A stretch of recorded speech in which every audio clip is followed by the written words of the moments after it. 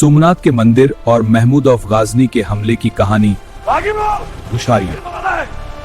इस वाकया में कुछ हिस्से तारीखी हकीकत हैं और कुछ हिस्से कहानियां या रवायात हैं। हाँ, मैं वही हूँ जो बाद में बयान की गई।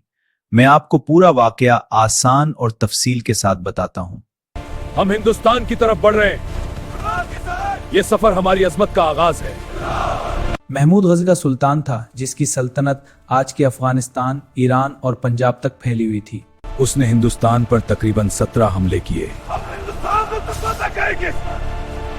सन 1025 ईस्वी में इसने हिंदुस्तान के मशहूर मंदिर सोमनाथ टेम्पल पर हमला करने का फैसला किया। सोमनाथ मंदिर की अहमियत। इस जमाने में सोमनाथ मंदिर एक कदीम मंदिर है जो हिंदुओं का एक अहम जियारतगाह है। ओम नमः शिवाय, जय मतली, हरि ओम। समंदर के किनारे गुजरात में वाक़ था। मंदिर के पास बहुत सोना, हीरे और खजाना था।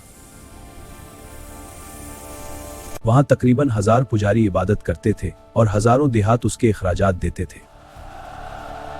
इसी वजह से यह मंदिर बहुत अमीर और मशहूर था। अफगानिस्तान से गुजरात तक मुश्किल सफर। महमूद गजनवी ने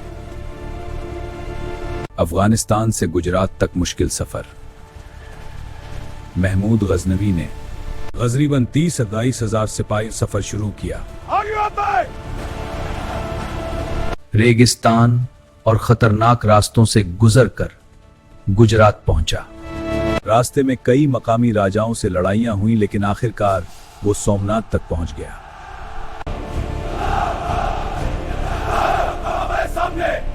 ये हमारी सद का दिन है।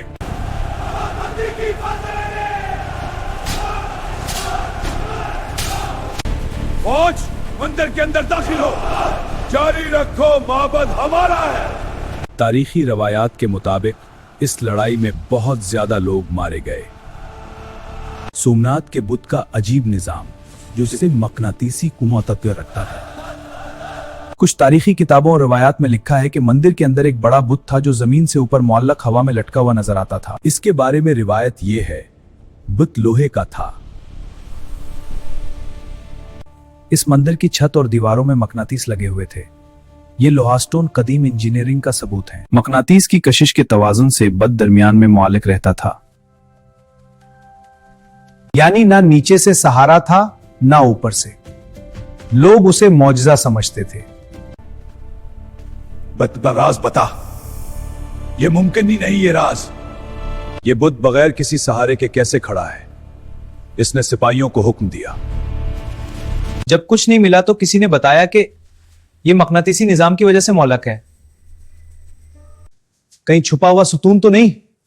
जब कुछ नहीं मिला तो किसी ने बताया कि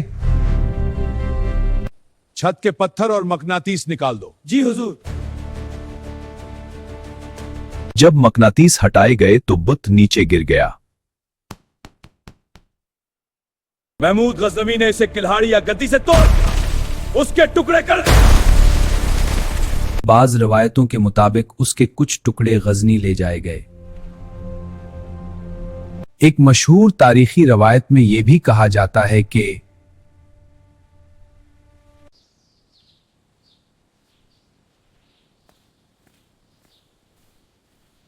मत न तोड़ो, हम खजाना दे देंगे।